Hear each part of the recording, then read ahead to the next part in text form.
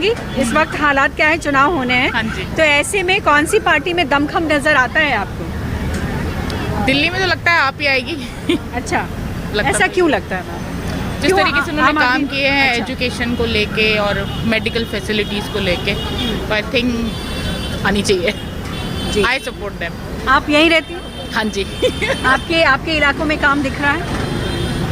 हाँ, फ़र्क आया है काफ़ी पहले से। अगर आप उधर, हालांकि जो विपक्ष आरोप लगाती है कि केजरीवाल ज़्यादा झूठ बोलते हैं, केजरीवाल जो बात कहते हैं उनमें उतने काम होते नहीं है जितना वो दिखाते हैं, ऐसा है क्या? वो तो हर पार्टी करती होंगी, जो भी बोलती हैं वो पूरा तो नहीं करती होंगी। अगर आप जाएंगे नीचे तबके पे जाएंगे तो भी आप देख लेंगे, वो तो हर पार्टी यही करती है। वो जो वादे करती है वो पूरे 100% तो कोई भी पार्टी नहीं करती है, चाहे वो आप हो, कांग्रेस हो, बीजेपी हो। मेरे को लगता है सभी इक्वल है। एजुकेशन को लेके तो काफी हाँ, काम काफी किया है। इस बार क्या तस्वीर बदलने की ज़रूरत है? क्योंकि कहते हैं कि 10 साल का वक्त अरविंद केजरीवाल को मिला है, तो अब चेहरा बदलने की ज़रूरत है। क्या बीजेपी को मौका या कांग्रेस को मौका मिलने की ज़रूरत लगती है? नहीं, कांग्रेस तो मुझे नहीं लगता है कि कहीं पे भी स्टैंड करती है। बाकी आम आदमी पार्टी को 10 साल दिए हैं, तो 10 साल में काम भी हुए हैं काफ़ी। मुझे लगता है कि एक और मौका मिलना चाहिए अरविंद केजरीवाल जी को। महिलाएं क्या सोचकर इस बार वोट करेंगी? महिलाएं देखिए, कहीं ना कहीं मुझे ईमानदारी झलकती है अरविंद केजरीवाल के अंदर। उनकी बातों को बिलीव करने का मन करता है। दूसरा, उनके कोई ऐसा झूठ नहीं सामने आया है एक्सेप्ट वो 2-3 बातें जिसमें वो कहते हैं कि मैं बंगला नहीं लूँगा, मैं गाड़ी नहीं लूँगा, जो कि इतना बड़ा कोई झूठ नहीं है जिससे देश का कुछ नुकसान हो सके। बाकी as compare to other parties मुझे संभव लगता है कि आप बेटर है, तो मेरा वोट तो आपको ही जाएगा। चलिए, बहुत बहुत शुक्रिया हमसे बात करने के लिए। तो आम जनता से लगातार हम कोशिश कर रहे हैं, और खास करके महिलाओं से, क्योंकि महिलाओं का वोट इस बार हर पार्टी चाहती है कि उनकी तरफ हो। तो चलिए और भी लोगों से बात करेंगे और उनसे जानने की कोशिश करेंगे कि इस बार चुनाव में क्या कुछ चल रहा है उनके दिमाग में, और आने वाले वक्त में क्या वो चेंजेस चाहते हैं सरकार से। चलिए आगे चलते हैं। तो अब हम एक रेस्टोरेंट में आ गए हैं और यहाँ पर हमारे साथ कुछ महिलाएं जुड़ गई हैं जो अभी इन्होंने कुछ ऑर्डर दिया है। तो हमने सोचा है इस वक्त का इस्तेमाल करते हुए महिलाओं से चर्चा कर लेते हैं। और बताइए क्या चल रहा है इस वक्त? कुछ नहीं, आजकल तो इलेक्शन का टाइम चल रहा है। सब लोग बहुत एक्साइटेड है कि क्या होने वाला है दिल्ली में। देखते हैं क्या होगा, कौन जीतेगा, किसकी सरकार आएगी। बट हमारा तो यही क्वेश्चन है हर पार्टी से, चाहे बीजेपी हो चाहे आम आदमी पार्टी हो, कि चल क्या रहा है। आप लोग जो झुग्गी झोपड़ी वाले हैं उनके लिए सपोर्ट कर रहे हैं, जो लोग रिच है आप लोग उनके लिए सपोर्ट कर रहे हैं। हम मिडिल क्लास पीपल कहाँ जाएंगे? हम लोग जो स्टूडेंट्स हैं वो कहाँ जाएंगे? हमारे लिए कोई स्कॉलरशिप्स नहीं है, कुछ भी नहीं चल रहा है। हमारे लिए क्या ऑप्शन है? आप प्लीज़ हमें इस चीज़ का आंसर दीजिए। मैं तो अभी मतलब अब यंग हूँ, तो मेरा वही क्वेश्चन है कि हम लोग कहाँ जॉब जाएँ, हमारे लिए क्या जॉब्स निकाल रहे हैं, चाहे दिल्ली सरकार हो चाहे बीजेपी हो। तो आई वॉन्ट टू नो कि क्या चल रहा है देश में, हमारे लिए क्या ऑप्शंस हैं। बहुत बड़ा सवाल इन्होंने किया है। और देखिए, मैं भी पूछने ही जा रही थी लेकिन इन्होंने ही सवाल कर दिया कि देखिए तमाम सरकारें जो हैं दावे वादे करती हैं, लेकिन ऐसे जब प्रश्न निकल कर आते हैं तो राजनीतिक पार्टियां क्या उत्तर देती हैं वो तो इंतज़ार करना पड़ेगा। लेकिन आप मुझे ये बताइए कि आपने एक बहुत माकूल प्रश्न किया है, और ऐसे में ये अभी लड़ाई हो रही है कि सब टारगेट कर रहे हैं कि झुग्गी में रहने वाले जो वोटर्स हैं वो बीजेपी भी टारगेट कर रही है, आम आदमी भी पार्टी टारगेट कर रही है और कांग्रेस भी कर रही है। तो ऐसे में आपने जो सवाल उठाया कि हमारे लिए कौन सोच रहा है, तो फिर आप लोग के मन में क्या चल रहा है? क्या आप लोग इस वोट की प्रक्रिया में शामिल होगे, या होगे तो क्या नोटा दबाओगे, क्या कुछ करोगे?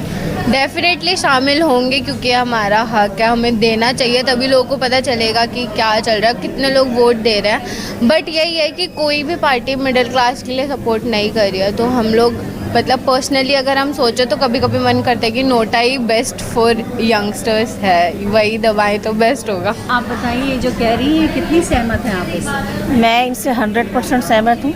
मैं भी मिडिल क्लास से ही आती हूँ, मुझे भी सब चीज़ चाहिए, पर कैसे? मतलब जैसे बस फ्री है, बिजली पानी ये सब फ्री है, तो ये जो टैक्स पेयर है उनको ये नहीं मिल पा रहा है। मैं भी टैक्स पे करती हूँ, आपको नहीं मिल रहा बिजली फ्री, पानी नहीं मिल रहा। मैं बिजली का बिल भी देती हूँ, पानी का भी देती हूँ। हाँ, ये है कि मैं बस में सफ़र नहीं करती हूँ, पर साल में 2-3 बार कर लेती हूँ। पर मैं जहाँ तक मेरी कोशिश होती है कि मैं पे करके ही, और मैं टिकट भी लेती हूँ। मुझे मना करते हैं कि मैम टिकट नहीं है, मैं कहती हूँ नहीं, मैं कभी कभी वाली हूँ, तो मुझे आप टिकट दीजिए, मैं टिकट पे करके लेती हूँ। मैं नहीं चाहती हूँ थोड़ा इस मिडिल क्लास वर्ग को इस बात का दुख है कि तमाम पार्टियां जो है वो मिडिल क्लास वर्ग को अनदेखा कर देती हैं। जी हाँ, अनदेखा ही कर रही हैं। वो कहते हैं हम राशन फ्री दे रहे हैं, किन्हें दे रहे हैं, किन्हें दे रहे हैं राशन फ्री? ये तो हक है, ये तो देंगे। क्या वो हवा पे भी, हवा पानी और अनाज तो चाहिए, सब चीज़ पे तो मोदी जी ने मतलब कि सरकार ने बैन कर रखा है, जिस पे उन्हें हमें हक है, ये सब चीज़ हमें मिलनी चाहिए और टैक्स फ्री मिलनी चाहिए। हम पानी पे भी टैक्स दे रहे हैं, रोड पे चलते हैं तो रोड टैक्स भी दे रहे हैं, जबकि धरती पे तो सभी को चलना चाहिए, चाहे वो जानवर हो या इंसान हो। सवाल बड़ा है।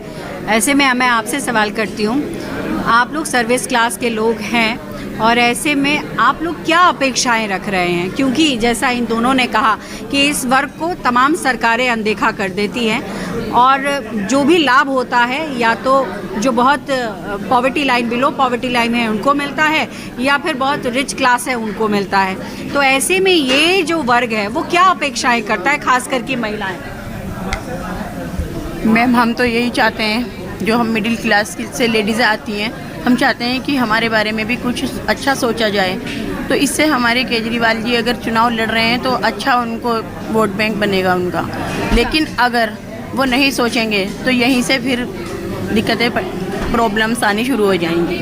उनको सोचना चाहिए। अभी जो दोनों मैम ने जो भी बोला है, मैं सहमत हूँ इनकी बात से। आप भी सहमत हैं? हाँ, मैं इनसे पूरी तरह सहमत हूँ, बट मेरा एक सुझाव है कि जो भी है बच्चों को शिक्षित करने के लिए जो प्राइवेट स्कूलों की फीसेस हैं वो बहुत ज़्यादा हैं, जो कि एक मिडिल क्लास के लिए बहुत मुश्किल हो जाता है निकालना। तो हम ये चाहेंगे थोड़ा सा इस पे ध्यान, कोई भी सरकार हो, कोई भी पार्टी आए, बट शिक्षा के लिए ज़रूर ऐसा करें कि हमारा देश, हमारा राष्ट्र, हमारा समाज शिक्षित हो और हमारे बच्चे अच्छी शिक्षा प्राप्त कर सके। थोड़ा सा इस तरफ ध्यान देना चाहिए कोई भी सरकार। क्या बात है। तो यहाँ ऐसे वर्ग ने कई सारी बातें कही हैं जो हमारी सरकारों को सुनना और समझना चाहिए। बेशक आज राजनीति झुग्गी झोपड़ी को लेकर हो रही है, दलित वर्ग के नाम पर हो रही है, लेकिन एक ऐसा वर्ग भी है, खास करके महिलाओं का वो वर्ग जिसे मिडिल क्लास कहा जाता है, वो ये सवाल करती नज़र आ रही हैं कि हमारे बारे में भी सोचोगे, जबकि वो टैक्स पेयर है। और ऐसे में टैक्स पेयर जब सवाल करता है तो उत्तर देना बनता है। बहरहाल आज के लिए बस इतना ही। अगले एपिसोड में फिर एक और इलाके में चलेंगे और वहाँ की महिला मतदाता से जानने की कोशिश करेंगे कि उनके मन में क्या चल रहा है। Camera person